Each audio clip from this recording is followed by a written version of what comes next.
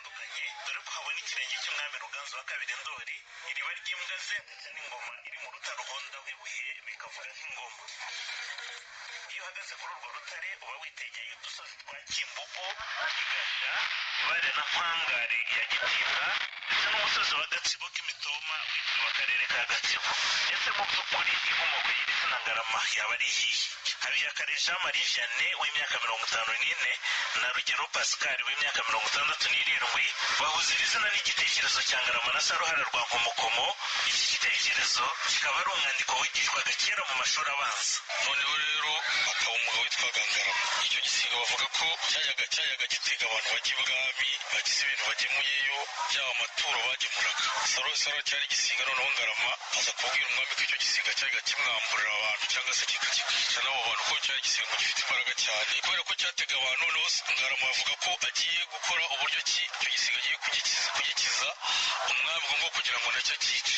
Noneho afata ubuhiri bw'ibyuma, hanyuma icyo gisiga kije gishaka kumurya, nibwo yagikubitaga arakijanjagura. Izina Ngarama naho ngo batubwiye twebwe mu mateka yacu twe batubwiye. Akaba hari amaturo avuga mu Mutara w'Indorwa rwa Nyagatare ku cyobo cy'Umutara w'Indorwa. Bakajya inzira yabo yayingirije ku rutare. Ahangaho iyo mu mateka bavuga ko hari igisiga cyitwaga Saruhara rwa Nkomokomo cyakigiraga abazanye amaturo kikabambura. Bita Ngarama akishe umwami Mugabira Gasozi aho. Niyo mpamvu izina ryitwa Ngarama, bayita Ngarama, bayitiriye Ngarama kubera Ngarama wo nguwo.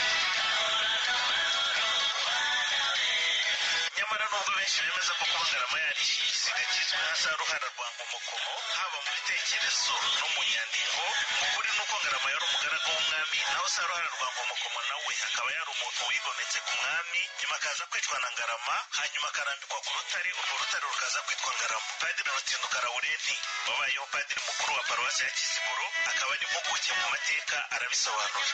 Uwo Ngarama rero watanze iryo zina ni wa wundi wari umugaragu w'umwami Ruganzu wa kabiri Ndoli, ahasaga mu 1910 ngo yabageze ku Ngarama nyine Irungi Ibisumizi, ni ukuvuga ingabo z'umwami Ruganzu Ndoli. Akaba ariwe wishe rero umugabo witwaga Saruhara rwa Nkomokomo wiyitaga umwami w'ijwi n'ibisiga.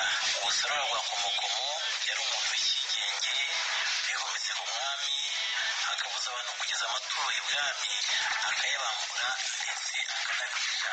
Ngarama umugaragu w'umwami w'ubwami akaba ngoye no mu Bisumizi, akubita agatoki ku kandi ati yo mbwa Saruhara rwa Nkomokomo tuzabonana.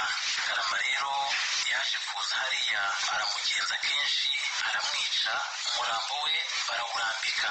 Bawurambitse aho rero noneho uribwa na za kagoma, uribwa n'ibisiga.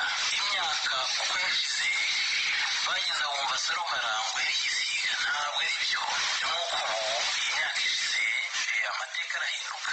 Dufite akarere ka Nyaruguru, kandi kera Nyaruguru zahoze ari ingabo. Rwamagana akarere kera hitwaga inzuri z'inkamagana i Rwamagana. Imyaka irashira rero amateka agahinduka. Ngarama rero yitiriwe urutare aho umurambo wa Saruhara za kagoma zawuririye. Urwo rutare rero narwo rwitiriwe umurenge Ngarama. Twashatse kumenya uko Ngarama hitwaga mbere yuko hatangira kwitwa iryo zina, ariko nta washoboye kubimenya. Ntabwo wamenya wenda mbere hataritwa Ngarama ngo hitwaga ngo iki.